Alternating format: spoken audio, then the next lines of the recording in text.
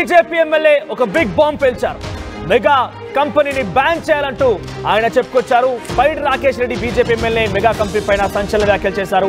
Mega Krishna Reddy అవినీతి పరుడు, mega company కమిషన్లు ఇచ్చి తెలంగాణలో పెట్టుబడులు పెడుతోందని చెప్పి రాకేష్ రెడ్డి మాట్లాడారు.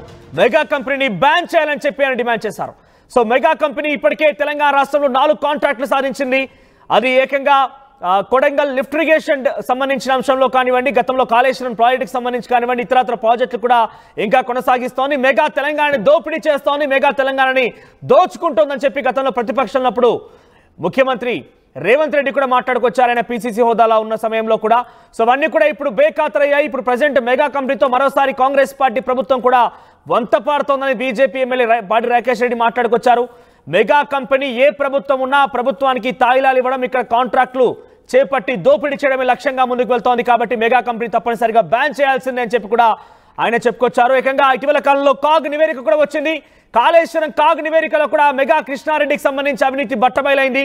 అనేక రకాలుగా ధరలు పెంచేసి ఉన్నదానికంటే ఎక్కువ మొత్తంలో చూపించి కాళేశ్వరం అనే ప్రాజెక్టులో పెద్ద కుంభకోణానికి పాల్పడింది మెగా కృష్ణారెడ్డి అంటే కూడా గతంలో ప్రతిపక్ష హోదాలో రేవంత్ రెడ్డి మాట్లాడమే కాకుండా కాగ్ నివేదిక కూడా అదే తేల్చింది. అయితే ఇటువంటి మెగా కృష్ణారెడ్డిని మళ్ళీ తెలంగాణ రాష్ట్రంలో పెట్టుబడుల కోసం అని చెప్పి దావోస్కు వెళ్లి అగ్రిమెంట్ కుదుర్చుకోవడం ఏంటి అంటూ కూడా పెద్ద ఎత్తున విమర్శలు వస్తున్నాయి. ముఖ్యంగా ప్రతిపక్షంలో ఉన్నటువంటి బీఆర్ఎస్ బీజేపీలు కాంగ్రెస్ తీరుపైన పెద్ద ఎత్తున విమర్శలు గుప్పిస్తున్నాయి.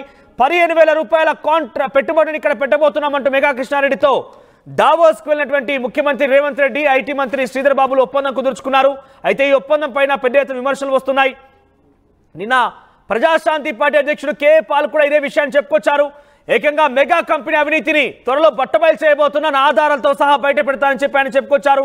గతంలో బీఆర్ఎస్ వర్కింగ్ ప్రెసిడెంట్ కేటీఆర్ కూడా మెగాని బ్యాన్ చేయాలి, సుంకిశీల రిటైనింగ్ వాల్ కూలిపోవడంలో కూడా ఇంతవరకు కఠిన చర్యలు తీసుకోకపోగా మెగా కృష్ణారెడ్డితో వత్తాసు పలుకుతూ ఒక కీలకమైన మంత్రి, ఆయనతో పాటుగా ఒక ప్రాజెక్టులో పార్ట్నర్గా కూడా ఉన్నారు, సగంగా పంచుకున్నారంటూ కూడా కేటీఆర్ ఆరోపించారు. తాజాగా పైడి రాకేష్ రెడ్డి వ్యాఖ్యలు సంచలనంగా మరొకసారి దావోస్ లో వెళ్ళి వాళ్ళు ఎంఓయూ కుదుర్చుకుంటున్నారు.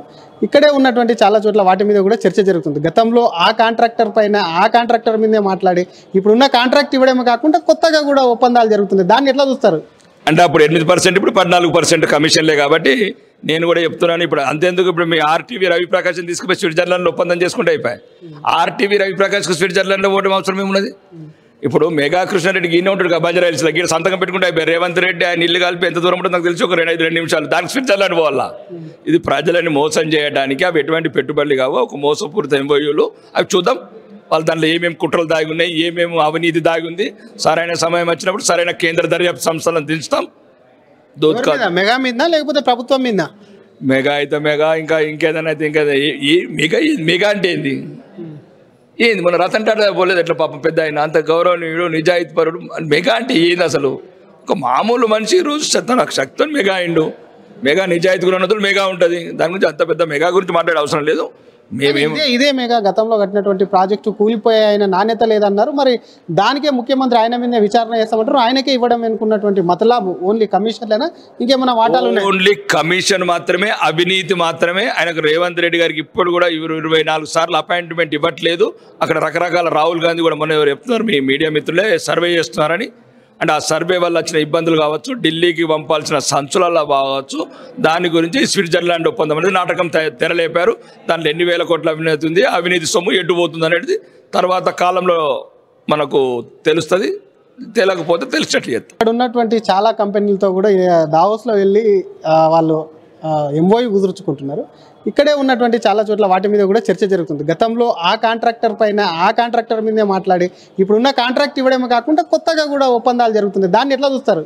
అంటే అప్పుడు 8%, ఇప్పుడు 14% కమిషన్లే. కాబట్టి నేను కూడా చెప్తున్నాను, ఇప్పుడు అంతేందుకు ఇప్పుడు మీ ఆర్టీవీ రవిప్రకాష్ని తీసుకుపోయి స్విట్జర్లాండ్లో ఒప్పందం చేసుకుంటే అయిపోయాయి.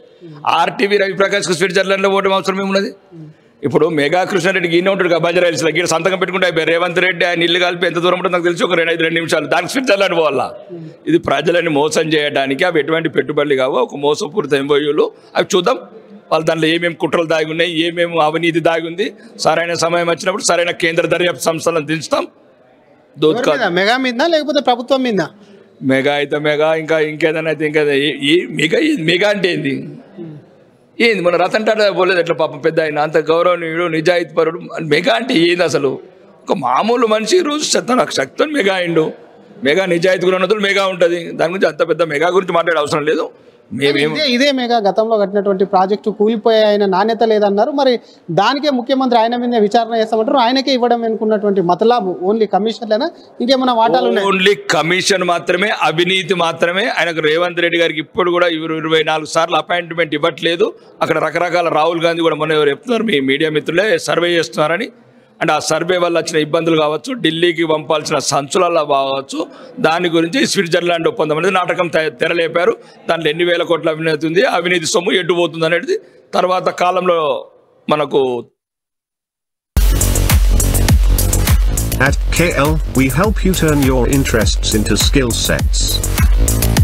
KL, deemed to be university.